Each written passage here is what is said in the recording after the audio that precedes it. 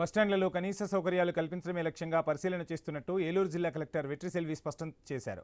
నూజివీడ్లోని APSRTC బస్టాండ్ను ఆకస్మికంగా తనిఖీ చేసి ప్రయాణికులను సౌకర్యాల గురించి అడిగి తెలుసుకున్నారు. బస్సులో ప్రయాణిస్తున్న వారిని సమస్యలు అడిగి వివరాలు తెలుసుకున్నారు. అనంతరం బస్టాండ్ మొత్తం కలిగి తిరిగి వివిధ రకాల వస్తువులను, డేట్ ఆఫ్ మ్యానుఫ్యాక్చరింగ్ స్టిక్కర్లను పరిశీలించారు.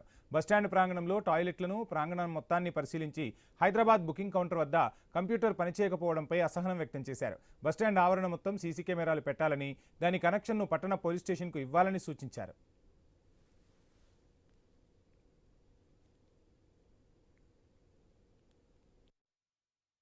ఆర్టీసీ స్టేషన్ నూజివీడికి విజిట్ చేయడం జరిగింది. మనకు పాజిటివ్ పబ్లిక్ పర్సెప్షన్ ఎట్లా ఇన్పుట్స్ ఉన్నాయి, ప్రతి ఒక్క ఇన్స్టిట్యూషన్స్ ఎట్లా పనిచేస్తున్నాయని చెప్పేసి మనకు టైం టు టైం గవర్నమెంట్ నుంచి రిపోర్ట్ రావడం జరిగింది.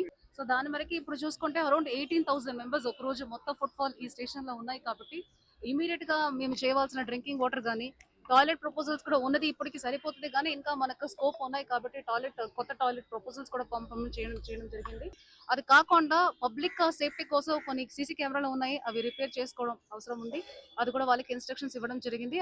అది కాకుండా ఇక్కడ ఉన్న షాప్స్ లో ఏం అమ్ముతున్నారు క్వాలిటీ కూడా మళ్ళీ ఒకసారి రీవెరిఫై చేసుకొని టైం టు టైం అది ఇన్స్పెక్ట్ చేసుకోవాలని కూడా ఇన్స్ట్రక్షన్స్ ఇవ్వడం జరిగింది. ఈ ఆర్టీసీ నూజివీడ్ కొంచెం చూడండి, బికాజ్ ర్యాంకింగ్ లో కూడా కొంచెం స్కోప్ లో ఉన్న ఇంప్రూవ్మెంట్ కింద చెప్పడం జరిగింది. సో ఆదేశం మేరకు ఒకసారి ఇన్స్పెక్ట్ చేసుకొని వీళ్ళు చేసిన ప్లాన్ ఆఫ్ యాక్షన్ కరెక్ట్ అయినా ఇంప్రూవ్మెంట్ ఎట్లా చేయవచ్చు అని కూడా వాళ్ళకి గైడెన్స్ ఇవ్వడం జరిగింది.